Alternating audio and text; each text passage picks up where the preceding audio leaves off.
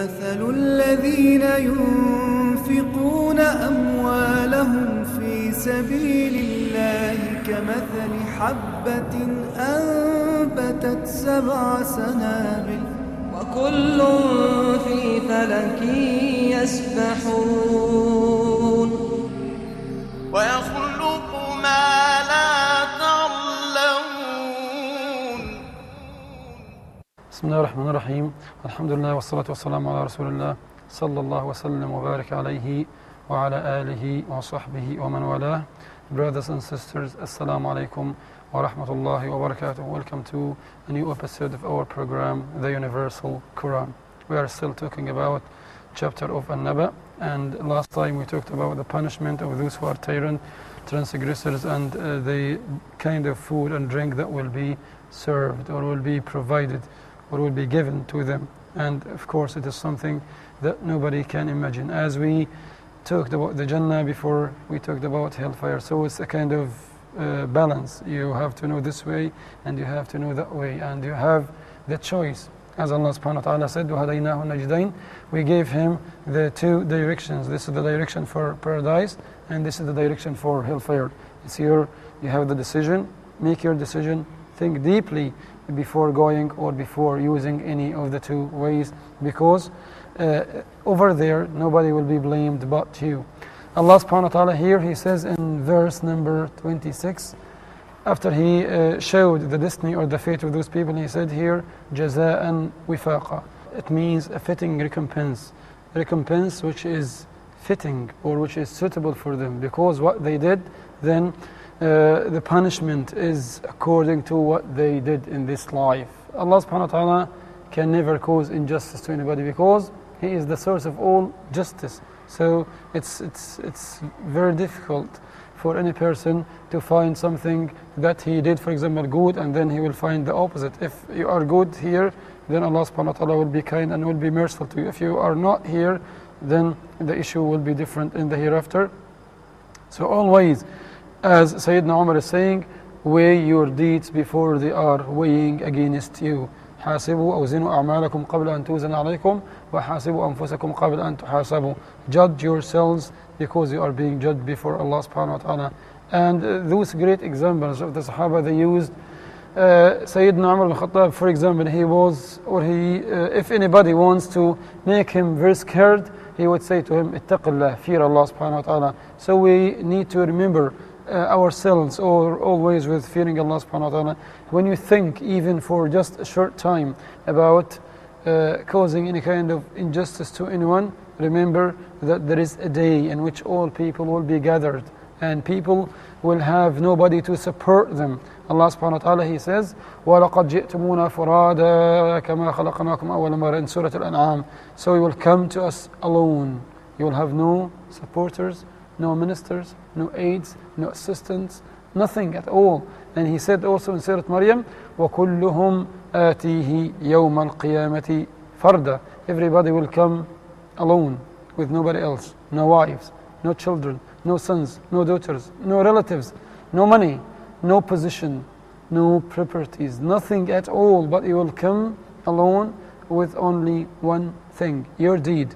As it is said, every person has got 3 companions. One of them will leave him once he dies. This is his money, his wealth, his inheritance. And another friend will go up to or until his grave, and this is your wife, your relatives, your children, and so on. And the third companion or the third friend is your deed, which will go with you inside your grave, and it will be with you until the day of judgment. So always make preparation, as I said before, for this very long journey, and don't think about doing any harm to any person, to anyone, to any animal, to a Muslim or a non-Muslim, by any means. Sometimes the way of harm or the way of hurt could be by just one word. If you talk bad about somebody, about, for example, a person's reputation, about a person's fame, and you distorted his image, you distorted his reputation, and then Allah subhanahu wa ta'ala is going to punish you. If also as Allah subhanahu wa ta'ala is saying in Surah An-Nur, إِنَّ الَّذِينَ يُحِبُّونَ أَن تَشِيعَ الْفَاحِشَةُ فِي الَّذِينَ آمَنُوا لَهُمْ عَذَابٌ أَلِيمٌ فِي الدُّنْيَا وَالْآخِرَةِ وَاللَّهُ يَعْلَمُ وَأَنْتُمْ لَا تَعْلَمُونَ. Those who would love to spread vice, to spread mischief, to accuse chaste people with immoralities, Allah subhanahu wa ta'ala will prepare a painful punishment for them in the hereafter, and even in this dunya, in this life. لَهُمْ عَذَابٌ أَلِيمٌ فِي الدُّنْيَا وَالْآخِرَةِ. Because you are not allowed to talk bad about people, you are not allowed to judge people, you are not allowed, for example, you don't have the keys of paradise. You say, okay, this person, he's pious, he's good, I think he's going to paradise. That person is bad, I think he's going to hellfire. You can't say that, because this is something rested with Allah subhanahu wa ta'ala. The one whom you think is good, he might be bad in the sight of Allah subhanahu wa ta'ala, and the one who you think that is bad in the sight of Allah subhanahu wa ta'ala might be good. And nobody knows, of course, how his end, husnul khatimah, nobody knows how his life is going to end, whether in doing something devotional, something a kind of worship to Allah subhanahu wa ta'ala, or for example something that Allah subhanahu wa ta'ala doesn't like.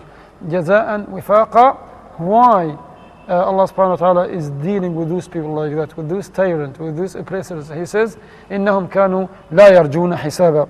The translation of the verse here, Allah subhanahu wa ta'ala, for that they used not to look for any account for their deeds, because they didn't think that Allah subhanahu wa ta'ala is going to, for example, ask them. They just said, as the kuffar, disbelievers, وَقَالُوا مَا هِيَ إِلَّا حَيَاتُنَا الدُّنْيَا نَمُوتُ وَنَحْيَا وَمَا يُهْلِكُنَا إِلَّا الدَّهْرِ. And they said in Surah Safat, as Allah subhanahu wa ta'ala says, يقول إنك لمن المصدقين أإذا متنا وكنا ترابا وعظاما أإنا لمدينون. One, there was a debate about two people, one in paradise and one in hellfire, as in Surah Safat. And the one in hellfire, he says, do you think that we are going back, or we will be returned to, for example, there will be something called hell and something called paradise? I don't think that this is real, as some people say. And some people, although we have facts in the Quran, we have in this book all facts, and the Prophet ﷺ told us that hell is true and paradise is true and the punishment is true and Allah subhanahu wa ta'ala forgiveness or mercy is true, but people still do not believe in these things, and they say that just these are tales or stories, but this is not the right case. And they said that these are just stories or tales, or no, you have to believe in these things, because the beginning, the first surah we read when we open the Mus'haf is after Al-Fatiha, we have Surah Al-Baqarah. And Allah subhanahu wa ta'ala in Surah Al-Baqarah, the beginning, He says, Alif Lam Mim ذَلْكَ الْكِتَابُ لَا رَيْبَ فِيهِ هُدًى لِلْمُتَّقِينَ الَّذِينَ يُؤْمِنُونَ بِالْغَيْبِ وَيُقِيمُونَ الصَّلَاةَ وَمِمَّا رَزَقْنَاهُمْ يُنْفِقُونَ. So Allah subhanahu wa ta'ala is giving us the description, the characteristics, features of muttaqeen. The first thing, for those who are pious, for those who are righteous, الَّذِينَ يُؤْمِنُونَ بِالْغَيْبِ. They believe in the ghaib, in the unseen, in the knowledge of Allah subhanahu wa ta'ala, in the hereafter, in the next life. And the Quran tells us that there is something called, for example, hell. We must believe in that. The Quran tells us there is something called paradise. We must believe in that. We shouldn't argue, or shouldn't debate, we shouldn't say, how does it look like? How long are we going to stay there? No, if the Quran states that, that's fine. If the Quran and the Sunnah didn't mention that, you shouldn't keep yourself busy with these things, but just keep yourself, how can you attain the degree of muttaqeen? As Allah subhanahu wa ta'ala in Surah Al-Baqarah also, when He gave the description or the definition of muttaqeen, He said, أولئك على هدى من ربهم وأولئك هم المفلحون. They are guided by Allah subhanahu wa ta'ala, and they are the winners. They are going to be the winners, the successful people whom Allah subhanahu wa ta'ala will accept and approve their deeds, and they will be admitted to paradise. جزاء وفاقا.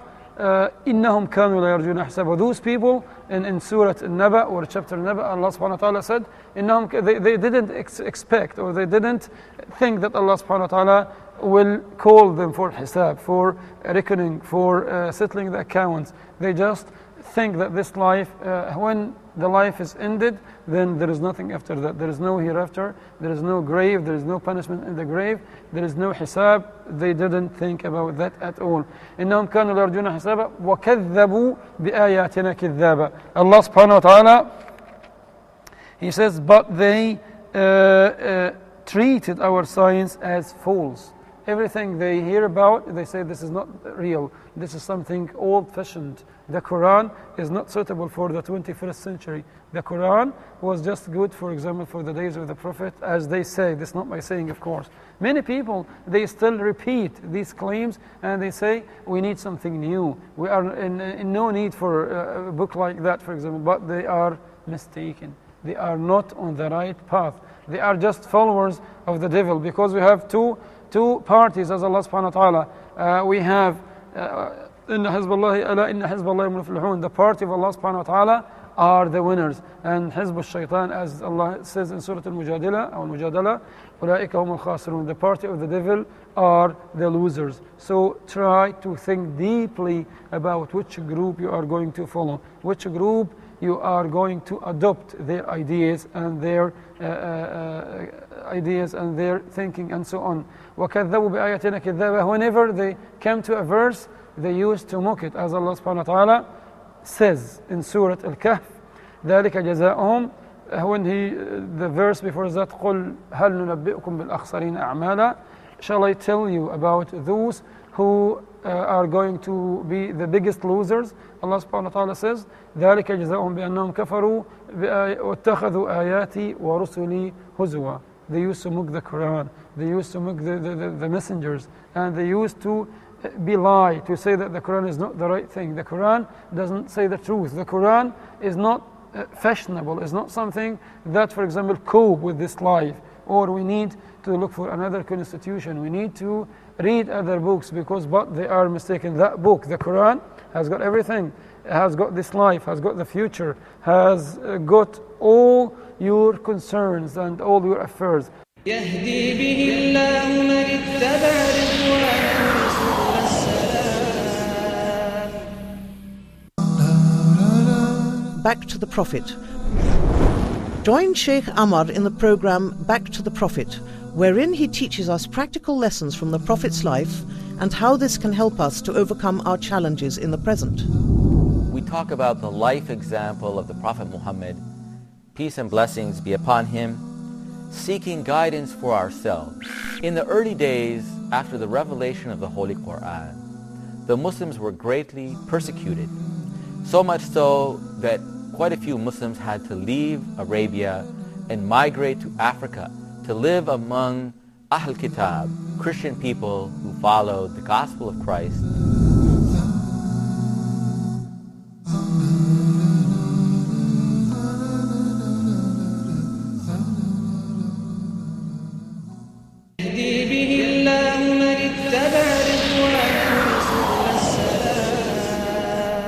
Part of this verse also could apply to those people who commit or utter lies against Allah subhanahu wa ta'ala, or those who fabricate things or utter lies against the Prophet ﷺ, because this is something that Allah subhanahu wa ta'ala doesn't accept. You can't claim that Allah subhanahu wa ta'ala, for example, allows something and it is prohibited. Like, for example, usury. You can't say usury is halal, or an issue about which scholars agree that it is haram, because there is a report in the Sunnah and there is an evidence in the Quran. You can't say that. And you can't, Allah subhanahu wa ta'ala signs are clear in the universe and in everywhere. So if you belie in them, if you do not accept or if you do not believe that these are the signs of Allah subhanahu wa ta'ala or the miracles in His creation, then you are included in this verse. And Allah subhanahu wa ta'ala saying, وَكَذَّبُوا بِآيَاتِنَا كِذَّابًا, here you are included in this group. And then Allah subhanahu wa ta'ala says also, وَكُلَّ شَيْءٍ أَحْصَيْنَاهُ كِتَابًا. Everything you say, everything you do, everything you behave is ready and is registered by the two angels, because every one of us has got two angels, one to your right hand side and another one to your left hand side, and they can never miss a single word that you said, and they can never miss a single deed that you have done, because Allah subhanahu wa ta'ala entrusted them, or this is their job that Allah subhanahu wa ta'ala charged them with, is to write your good deeds and to write your bad deeds. So when Allah subhanahu wa ta'ala I beg your pardon, on the day of judgment, when some people would say, oh Allah, لقد ظلمني الكتبة, for example, they would say the angels are not saying the truth, or they are not just to me, Allah subhanahu wa ta'ala would say to them, okay, are you ready to accept other witnesses? They would say, oh Allah subhanahu wa ta'ala, we accept any other witness but not your angels. Allah would say, okay, how about your organs, your hands and your tongues? And they would say, okay, Allah subhanahu wa ta'ala would seal their tongues and mouths, and then they will not be able to talk. But their hands, as Allah subhanahu wa ta'ala says in Surah Yasin, اليوم نختم على أفواههم وتكلمنا أيديهم وتشهد أرجلهم بما كانوا يكسبون. Today we will seal their mouths, and then their hands will talk, and their legs, for example, will say, we have gone to this wrong place. The hand would say, I have stolen, or I have, for example, slapped somebody, I have hit somebody, and so on. وكل شيء أحصيناه كتابا فذوقوا فلن نزيدكم إلا عذابا. Another verse in Surah Al-Kahf supports the same meaning. Allah subhanahu wa ta'ala says, ووضع الكتاب فترى المجرمين مشفقين مما فيه ويقولون يا ويلتنا ما لهذا الكتاب لا يغادر صغيرة ولا كبيرة إلا أحصاها ووجدوا ما عملوا حاضرا ولا يظلم ربك أحدا. The translation of the verse, Allah subhanahu wa ta'ala says here, and the book of deeds will be placed, and the sinful in great terror because of what is recorded therein. And they would say, why this book hasn't left anything? The big things are recorded and the little things are recorded. The smallest lie that you did, for example, and some people nowadays, not nowadays, but when, for example, the month of April comes, they say this is April the Fool, or April, and they commit lies and they laugh. And it's just a matter of fun, or a matter, for example, of mockery. No, there is nothing. Lying is lying, whether it is small or big, or there is nothing. Lying it has the same kind of sin, because, and lying, it contradicts faith. And when the Prophet ﷺ was asked about would the believer be coward, he said yes, he might be coward. And he was asked again, would the believer be miser, for example? He said yes, he would be a miser. But when he was asked, could the believer be liar? He said no, a believer can never be a liar. So you are not entitled, you shouldn't commit in lying, and because you are lying to yourself, and everything you do will be recorded. And on the day of judgment, when the book is placed, and you will find all pages and everything, since you were liable, or since the age of liability, accountability, sin al-taklif, since the beginning of this age, until your death, everything has been recorded.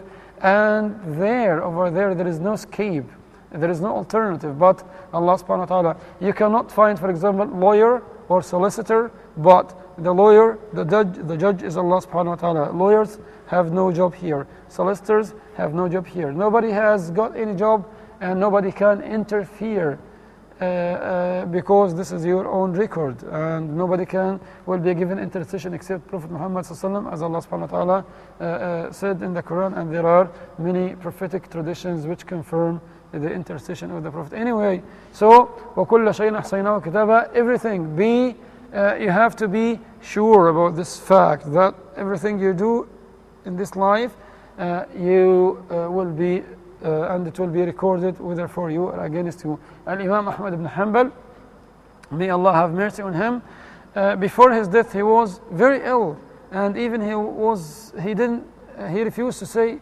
words of that show, for example, his pain.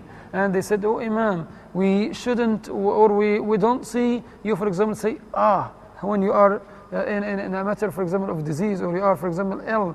He said, no, I can't say that. I am afraid that this word of complaining, for example, might be recorded against me on the day of judgment. وَكُلَّ شَيْءٍ أَحْصَيْنَاهُ كِتَابًا. So Imam Ahmad and the Salaf and the pious predecessors, the pious people, are always eager to have their records clean, full of good deeds, full of good words. Jesus alayhi salam, just to show you an example, and just to compare this to our current life. One day while he was passing, he found an animal, and he said to the animal, go in peace. And people around him, they said to him, okay, this is an animal, you can say go, I don't need you, for example. He said, no, I can't say that. I don't want my tongue to get used or to get accustomed to the bad words. Okay, so whenever you are about to utter a bad word, remember Allah subhanahu wa ta'ala. Replace it with something good. As Allah subhanahu wa ta'ala says, إِنَّ الْحَسَنَاتِ يُذْهِبْنَ السَّيِّئَاتِ The good deeds will replace the bad deeds. And the Prophet ﷺ, he said, اتق الله حيثما كنت وأتبع السيئة الحسنة تمحوها وخالق الناس بخلق حسن. Fear Allah subhanahu wa ta'ala whenever and wherever you are, and let the bad deed be replaced or be deleted by a good deed, and try to deal justly and behave in a good way with people. وكل شيء أحصيناه كتابا فذوقوا فلن نزيدكم إلا عذابا.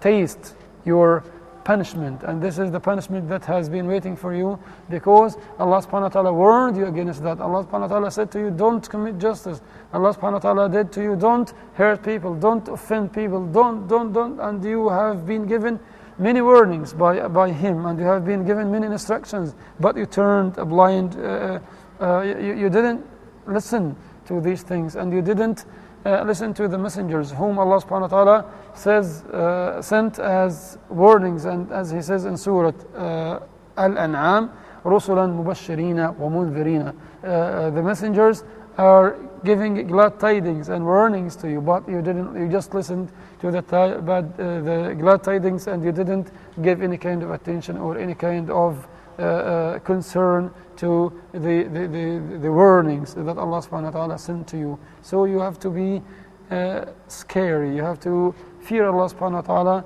on the day of judgment, and be sure that all these deeds that you are doing now, Allah subhanahu wa ta'ala sees you. He's watching you. As we have the sound hadith, which is reported by the great scholar, the great companion Abdullah ibn Abbas radiallahu anhuma wardahuma. The Prophet ﷺ, he said to him, watch Allah subhanahu wa ta'ala, and because Allah subhanahu wa ta'ala is watching you. And the hadith we said before, when the Prophet ﷺ was asked about the word ihsan, he said, al-ihsan an ta'bud Allah ka'annaka tarahu fa'in lam takun tarahu fa'innahu yarak. Ihsan, or goodness to Allah subhanahu wa ta'ala, is to worship Allah subhanahu wa ta'ala exactly as if you are watching Him, if you see Him. If you do not see Him, Allah subhanahu wa ta'ala is watching you, and He sees you everywhere you are in, as He says in Surah Al-Hadid, وَهُوَ مَعَكُمْ أَيْنَمَا كُنْتُمْ. He is with you, any place you go, Allah subhanahu wa ta'ala is with you. And in Surah Qaf, He says, وَنَحْنُ أَقْرَبُ إِلَيْهِ مِنْ حَبْلِ الْوَرِيدِ. Allah subhanahu wa ta'ala is very close to you, closer to you than your family, your sons and daughters, and so on. So be careful about that. So Allah subhanahu wa ta'ala here, He says, فَذُوقُوا فَلَنْ نَزِيدَكُمْ إِلَّا عَذَابًا. Taste your deeds, because you will be given no increase, but more punishment and more